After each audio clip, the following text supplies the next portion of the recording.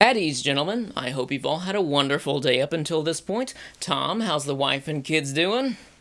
Aw, that's great. So, I'm sure you've all been briefed of this by now, but we will be heading into battle tomorrow morning at 0400 hours because the enemy is steadily approaching our location. Now, granted, they don't know exactly where we are as of right now, so we can gain the upper hand in this if by around 0400 hours tomorrow morning we come down the mountain just on the other side of the river over there, and we're gonna ambush them by coming up behind them. So, it's not gonna be pretty. I'm not gonna lie to you, but when I say it's not going to be pretty, we all know I mean it's not going to be pretty for them because we're going to tear them up and we're going to be sitting clean at the end of the day. So, Tom, why don't you tell our men what we're going to be doing to our enemy tomorrow morning? We're gonna kill them, sir.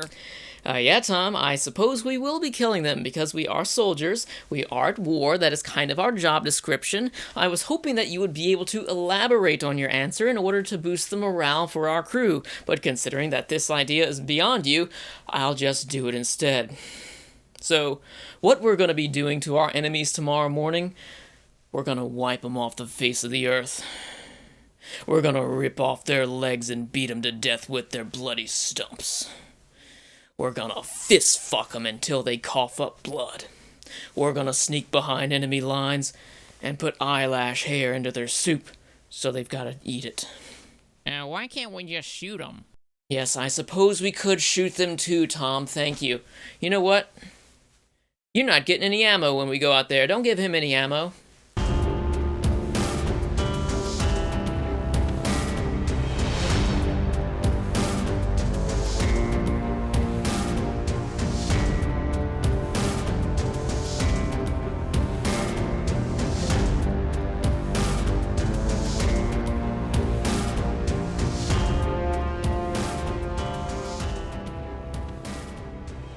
For Youjo Senki, appearances can be deceiving. If you've never seen it, or if you've only watched the very first episode and then stopped watching after that, then you probably aren't going to understand what the series is actually about. On its surface, it may appear to be this angry little girl who's out at war killing a whole bunch of people indiscriminately, but in reality, it's an adult male inside of the body of a little girl who's out at war killing people indiscriminately.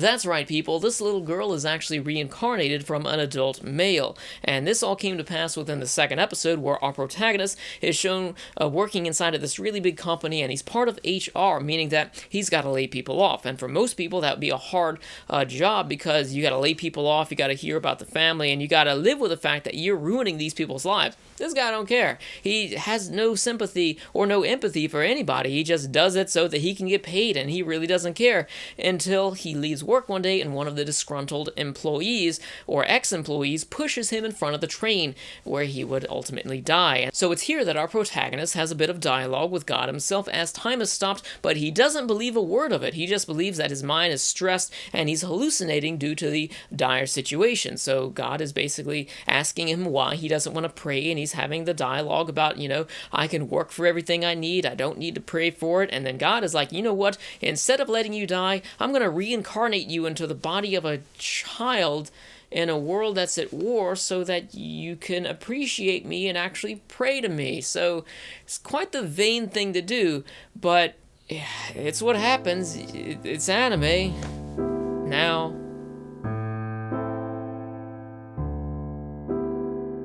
So it's here that the newly reincarnated Tanya awakens to discover her tiny new body, and also the fact that she is in this alternate dimension where it's kind of like our world around World War I, except for the countries are a little bit different, and there's also magic as well. So it's here that she decides the best opportunity for her to go through and get the easy life that she always wanted, even in her original life as an adult male, is for her to join the military and use her skills of not giving a damn about what she does to other human beings so that she can rise to the top and just live comfortably once the war is over. So I think if you enjoy shows like Death Note, Code Geass, maybe even Dexter, or possibly House of Cards, then you may enjoy Tanya the Evil because it basically features Tanya who is manipulating everyone around her, and she has no issue with killing people or commanding her troops to kill the innocent. So it's definitely something that has an immoral character that is manipulating everyone around her to her own personal gain and doesn't even care about any of that. So before I get into into some of the flaws with the story in Youjo Senki, I first wanted to gloss over my personal experiences with watching the show.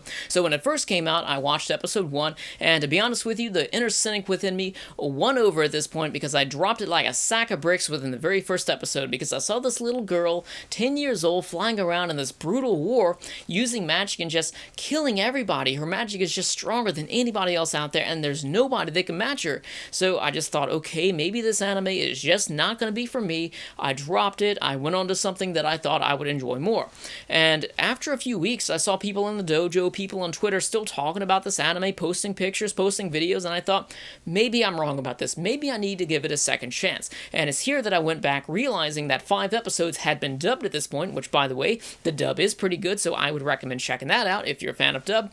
But basically, I went back with episode 1 and watched over from there. I didn't feel any different about it watching the first episode again, but it wasn't until episode 2 that I realized that the conflict here wasn't necessarily between Tanya and the other armies, it was between Tanya and God himself. But in this series, the things that I enjoy the most with this anime was just seeing someone who is angry, who has no interest in the well-being of other people, trying to manipulate them in order to please her own in-game here. And we also see that she's just blowing up all sorts of stuff indiscriminately. And, you know, it's fun sometimes to watch someone who is really angry blow all sorts of shit up, you know? That's actually a good guilty pleasure of mine, so I enjoyed it for these reasons. Also, it was really beautiful in terms of animation as well. So, when I was actually watching this, some of the issues that I had with the story, we're going to get into this now. So, first of all, we see that God transformed Tanya into this 10-year-old girl in the middle of wartime in order to put her into the most disadvantaged spot that he can possibly put her in, so that she would need to pray to him. But it didn't quite work out like that because Tanya gained no additional struggles as being a little girl. Let's compare this to, say for example, Case Closed, where we had Conan Edogawa, who was transformed back into a young boy, and basically, some of the issues that he found here was that nobody would believe him. He's supposed to be helping people fight crime and solve murders, but nobody will listen to him. So he's got to find ways around the fact that he's a little kid in order to get the adults to listen to him so that they can catch the murderer. We also see that Erased brings problems as well, where basically kind of the same issue where we have an adult that is put back into the body of a child and no adult is going to believe him when he talks about murder stuff, and plus he's weaker and slower as a child. And on top of that, we can even use Dragon Ball GT as a good example here, where Goku transforms back into a little kid with the wishes of the Black Dragon Balls, and he can't use some of his special skills. Of course, this would just be an example of an ass-pull plot hole right here, because that's kind of what Dragon Ball GT is. But it still shows that whenever you go back into being a younger form of yourself, or even just a child in general, you should be faced with problems. But Tanya here really didn't have any. In fact, this actually gave her more reward whenever she was able to complete something, because it's like, oh, well, she did this, but because she's a little girl, you know, that means that she's extra special and that she's extra good at some of the things that she does. Everybody kind of just, well, I don't want to say they treat her as an adult, but she doesn't really face any problems due to the fact that she's just a child, or at least she hasn't yet. Secondly, as I said, Tanya is an indestructible wrecking ball, and there's nobody out there that can stand toe-to-toe with her. She will take on an entire battalion at once at some point. She even had a suicide attack at one point where she blew herself up in order to destroy the enemy, and then on top of that, she was testing out this special magical weapon for the military that was just in this beta test phase where it actually exploded on her several times, but she survives all of this stuff, and the excuse behind that is that, oh, she creates a magic shield that just keeps her alive. But you know, there's really nothing that can hurt her in this series, and even when we think about the other army that she's fighting against, you know, they're mostly harmless against her, because there will times that she'll just take out an entire fortress so easily because the people that she's fighting against just have muskets or something like that. Of course, there are other people that have magic and are basically on the same playing field as them, but is still no match because she's just so angry and she's so hateful and powerful that nobody can really stand up against her. Now, there is one ironic bit here, is that in order for her to use her magic ability, she's got to pray to God. But within the first season of the anime, we see that there's not really that much of a conflict between her and God, and this is actually where it leaves off for the second season. So as I said, the conflict between Tanya and God doesn't come to a head until the end of the season, and that's where we're at right now. We don't know when the second season is going to come out. I have seen a few websites saying when a second season will come out, but they have been unconfirmed, and there's no source link or anything like that in the site, so I'm not going to go out on a limb and just go by these sites that are unconfirmed. So as of right now, I would just say that I don't know when a second season is going to come out, but if you just want something to relax and enjoy for the excitement of having a character try and manipulate her way to the top and just blow the hell out of everybody that she sees in war, then I would recommend checking out Youjo Senki. It's just a fun watch. It's got beautiful animation to it. On top of that, it's got a great soundtrack as well. The opening was kind of alright, but as far as like the rest of the music, I thought that was pretty good. So this is definitely something that I would recommend, with the caveat that it's not really going to be the best story that you've seen. It's just something that's fun to watch. So if you've seen Youjo Senki, then let me know your thoughts about it in the comments section below. If you enjoyed the review, be sure to subscribe and also check out the Patreon if you're interested in supporting the channel, because viewer support is a big deal here. It's definitely something that keeps the channel going, and over there you can find the fact that I have reviews that are posted early. Not this review because it's a time-sensitive thing, but there are other things such as Discord weekly chats with my viewers on Saturdays, and anyways, that's basically what you can find there. Thank you for watching. I'll see you guys next time.